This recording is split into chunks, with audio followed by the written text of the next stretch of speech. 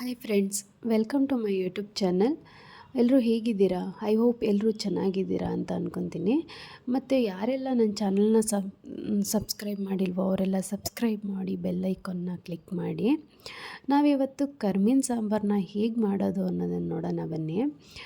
ಕರ್ಮೀನ್ ಸಾಂಬಾರು ಮಾಡೋದಕ್ಕೆ ಅವರೆಕಾಳನ್ನ ಹುರ್ಕೊಬೇಕು. ಅವರೆಕಾಳು ಜಾಸ್ತಿ ಕಪ್ಪಾಗಬಾರ್ದು, ಚೆನ್ನಾಗಿರಲ್ಲ. ಸ್ವಲ್ಪ ಕಪ್ಪಾಗೋ ಥರ ಹುರ್ಕೊಬೇಕು.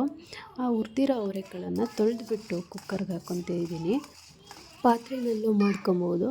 ನಾನು ಸ್ವಲ್ಪ ಬೇಗ ಆಗಲಿ ಅಂತ ಕುಕ್ಕರ್ಗೆ ಹಾಕ್ಕೊತಾ ಇದ್ದೀನಿ. ನೋಡಿ, ನನ್ನ ಮಗ ಮಧ್ಯದಲ್ಲಿ ಏನೇನೋ ಹೇಳ್ತಾನೆ ಇದ್ದಾನೆ. ಸುಮ್ಮನೆ ಅಂತ ಮಾತ್ರ ಇರೋದಿಲ್ಲ ಅವನು, ಏನಾದರೂ ಒಂದು ಮಾತಾಡ್ತಾನೆ ಇರ್ತಾನೆ. ಹಂಗೂ ಬೇಜಾರಾಗಲ್ಲ, ಕೇಳ್ಕೊಂಡು ಅಡುಗೆ ಮಾಡ್ತಿದ್ದೀನಿ. ಹಾಗೆ 3 ಟೊಮೆಟೊ ಹಾಕ್ಕೋಬೇಕು.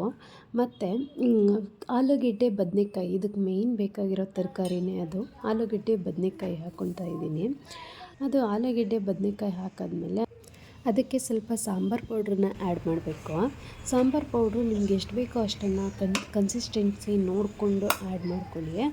ಕೆಲವ್ರಿಗೆ ಗಟ್ಟಿಯಾಗಿರಬೇಕು, ಕೆಲವ್ರಿಗೆ ತೆಳ್ಳಗಿರಬೇಕು. ನಮ್ಮ ಮನೇಲಿ ನಾನು ಮೀಡಿಯಮಾಗಿ ಮಾಡ್ತೀನಿ, ಹಾಗಾಗಿ ನಾನು ಮೀಡಿಯಮಾಗಿ ಎಷ್ಟು ಬೇಕೋ ಅಷ್ಟು ಹಾಕ್ಕೊಂಡಿದ್ದೀನಿ.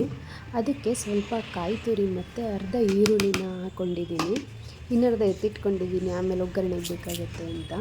ಮತ್ತು ನಿಮಗೆ ರುಚಿಗೆ ಎಷ್ಟು ಬೇಕೋ ಉಪ್ಪು ಅಷ್ಟನ್ನು ಹಾಕ್ಕೊಂಡು ಚೆನ್ನಾಗಿ ಮಿಕ್ಸ್ ಮಾಡಿಕೊಂಡು ಒಂದು ಕುದಿ ಬರೋವರೆಗೂ ಇರಿ. ಒಂದು ಕುದಿ ಬಂದಾದಮೇಲೆ ಕ್ಯಾಪ್ ಹಾಕಿ 2 ವಿಷಿಲ್ ಬರೋವರೆಗೂ ಕಾಯೋಣ. ಅದು ಅದ್ರ ಪಾಡಿಗೆ 2 ವಿಷಿಲ್ ಆಗ್ತಾ ಇರುತ್ತೆ. ಆವಾಗ ನಾವು ಆ ಕರ್ಮೀನ ಹುರ್ಕೊಳ್ಳೋಣ. ಕರ್ಮೀನ್ ಸಾಂಬಾರು ಅಂದರೆ ಎಲ್ರಿಗೂ ಇಷ್ಟ ಆಗುತ್ತೆ. ಅದು ಹುರಿಬೇಕಾದ್ರೆ ಅದ್ರ ಫ್ಲೇವರ್ ಬರ್ತಿರುತ್ತಲ್ಲ, ಅದು ಒಂಥರ ತುಂಬ ಚೆನ್ನಾಗಿರುತ್ತೆ. ಅದನ್ನು ಆ ಫ್ಲೇವರ್ಗೇ ಆ ಘಮ ಇರುತ್ತಲ್ಲ, ಆ ಘಮಕ್ಕೇ ನಮಗೆ ತಿನ್ನಬೇಕಂತ ಅನಿಸ್ತಿರುತ್ತೆ. ನನಗಂತೂ ತುಂಬ ಇಷ್ಟ ಆಗುತ್ತೆ. ನಿಮಗೆ ಯಾರಿಗೆಲ್ಲ ಕರ್ಮೀನ್ ಇಷ್ಟ ಆಗುತ್ತೆ ಅಂತ ಕಾಮೆಂಟ್ ಮಾಡಿ. ಮತ್ತು ಅದನ್ನು ಚೆನ್ನಾಗಿ ಹುರ್ಕೊಳ್ಳಿ. ಅದು ಹುರಿದಾದ್ಮೇಲೆ ಒಂದು 5ರಿಂದ 6 ಸರಿ ಅದನ್ನು ಚೆನ್ನಾಗಿ ತೊಳ್ಕೊಳ್ಳಿ. ಕೆಲವ್ರಿಗೆ ತಲೆ ಇಷ್ಟ ಆಗುತ್ತೆ, ಅದನ್ನು ಇಟ್ಕೊಳ್ಳಿ, ಇಲ್ಲಾಂದರೆ ತೆಗೆದುಬಿಡಿ. ಅದು ಒಳಗಿರೋ ಕಲ್ಲೆಲ್ಲ ಹೋಗಬೇಕು ಅಂತಂದರೆ ಚೆನ್ನಾಗಿ ತೊಳೆದ್ಬಿಟ್ಟೆ ಹಾಕಬೇಕು. ಈಗ ನಾನು ಒಂದು 5ರಿಂದ 6 ಸರಿ ತೊಳ್ಕೊಂಡಿದ್ದೀನಿ. ಇವಾಗ ಒಂದು ಬಾಣಲೆ ಇಟ್ಕೊಳ್ಳೋಣ. ಅದಕ್ಕೆ ಸ್ವಲ್ಪ ಎಣ್ಣೆ ಹಾಕ್ಕೊಂಡು ಒಣಮೆಣ್ಸಿನ್ಕಾಯಿ ಮತ್ತು ಸ್ವಲ್ಪ ಈರುಳ್ಳಿನ ಹಾಕಿ ಒಗ್ಗರಣೆ ಮಾಡ್ಕೊಳ್ಳೋಣ. ಒಗ್ಗರಣೆ ಮಾಡಿಕೊಂಡು ಅದಕ್ಕೆ ಕರ್ಮೀನ್ ಹಾಕಿ ಹುರ್ಕೊಳ್ಳೋಣ. ಈಗ ನನ್ನ ಮಗ ಅಂತೂ ನಾನು ವೀಡಿಯೋ ಮಾಡ್ತಿದ್ರೆ ಅವ್ನಿಗೇನು ಖುಷಿನೋ ಗೊತ್ತಿಲ್ಲ. ನಾನು ಏನೇ ಕೆಲಸ ಮಾಡಿದ್ರು ಮಧ್ಯದಲ್ಲಿ ಬಂದು ಅಮ್ಮ ನಾನು ಮಾಡಿಕೊಡ್ಲಾ ಅಂತ ಕೇಳ್ತಾನೆ ಇರ್ತಾನೆ. ಅವ್ನು ಕೇಳಿದಾಗ ನಾನು ಆಯಿತು ಮಾಡು ಅಂತಂದರೆ ಅವನು ಖುಷಿ, ಅಮ್ಮಂಗೆ ಹೆಲ್ಪ್ ಮಾಡ್ತಿದ್ದೀನಿ ಅಂತ. ಏನೂ ಮಾಡಬೇಡ ಅಂತಂದರೆ ಜಾಸ್ತಿ ತರಲೆ ಮಾಡೋದು ಅವನು. ಪರವಾಗಿಲ್ಲ, ಏನೋ ಒಂದು ಮಾಡು ಅಂತಂದರೆ ಆವಾಗ ಹೆಲ್ಪ್ ಮಾಡ್ತಾ ಇರ್ತಾನೆ. ಇವಾಗ ನಾವು ಸಾಂಬಾರು ಮಾಡ್ಕೊಂಡಿದ್ದನ್ನ ಅದ್ರೊಳಗೆ ಹಾಕೋಣ. ಅದಕ್ಕೆ ಹಾಕಿ ಚೆನ್ನಾಗಿ ಮಿಕ್ಸ್ ಮಾಡಿಕೊಂಡು ಕನ್ಸಿಸ್ಟೆನ್ಸಿ ನೋಡ್ಕೊಳ್ಳೋಣ. ಕನ್ಸಿಸ್ಟೆನ್ಸಿ ನಮ್ಗೆ ಹೇಗೆ ಬೇಕು ಅನ್ನೋ ಹಾಗೆ ಮಾಡಿಕೊಂಡು ಅದಕ್ಕೆ ಸ್ವಲ್ಪ ಹುಣಸೆ ಹುಳಿನ ಮಿಕ್ಸ್ ಮಾಡ್ಕೊಬೇಕು.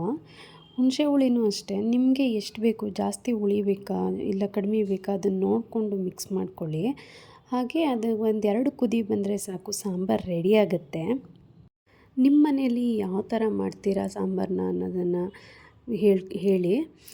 ಮತ್ತು ಈ ಥರನೂ ಒಂದು ಸರಿ ಟ್ರೈ ಮಾಡಿ ಹೇಗಿತ್ತು ಅಂತ ಕಾಮೆಂಟ್ ಮಾಡಿ. ನನಗಿದನ್ನು ಮಾಡಬೇಕಾದ್ರೆ 1-2 ಸಾಲು ನೆನಪಾಯಿತು. ಏನಂತಂದರೆ, ನಿನ್ನ ಮನೆಯ ಒಣ ರೊಟ್ಟಿಯಾದರೂ ಸರಿ ತಿಂದು ನೀರು ಕುಡಿ, ನೆರೆ ಮನೆಯ ಸಿಹಿ ತಿಂಡಿಗಳನ್ನು ನೋಡಿ ಜೊಲ್ಲು ಸುರಿಸಬೇಡ ಅಂತಂದರೆ, ನಮ್ಮ ಮನೇಲಿ ನಾವು ಏನಿರುತ್ತೋ ಅದನ್ನು ತಿಂದು ತೃಪ್ತಿಯಾಗಿ ಜೀವನ ಮಾಡಬೇಕು. ಅದನ್ನು ಬಿಟ್ಟು ಬೇರೆಯವ್ರ ಮನೇಲಿ ಅದು ಮಾಡಿದ್ದಾರೆ ನಾವು ತಿನ್ನೋಕ್ಕಾಗ್ತಿಲ್ಲ ಅಂಥೇಳಿ ಅದನ್ನು ನೋಡಿ ಯಾವತ್ತೂ ಅಸೂಯೆ ಪಟ್ಕೊಬಾರ್ದು. ಯಾಕಂತಂದರೆ ನಮಗೆ ಇಷ್ಟ ಆದರೂ ಇರುತ್ತೆ ತಿನ್ನೋಕ್ಕೆ, ಕೆಲವ್ರಿಗೆ ಊಟನೇ ಇರಲ್ಲ ತಿನ್ನೋಕ್ಕೆ. ಅಂಥವ್ರನ್ನ ನೋಡಿದಾಗ ನಾವೇ ಗ್ರೇಟ್ ಅಂತ ಅನಿಸುತ್ತೆ. ಅದಕ್ಕೆ ಯಾವತ್ತೂ ಅನ್ನಕ್ಕೆ ಬೆಲೆ ಕೊಡಬೇಕು. ಮತ್ತು ನೋಡಿ, ಇವಾಗ ಕರ್ಮೀನ್ ಸಾಂಬಾರು ರೆಡಿಯಾಗಿದೆ. ವಿಡಿಯೋ ಇಷ್ಟ ಆದರೆ ಲೈಕ್ ಮಾಡಿ, ಶೇರ್ ಮಾಡಿ, ಸಬ್ಸ್ಕ್ರೈಬ್ ಮಾಡಿ. ಮುಂದಿನ ವಿಡಿಯೋದೊಂದಿಗೆ ಸಿಗ್ತೀನಿ. ಧನ್ಯವಾದಗಳು.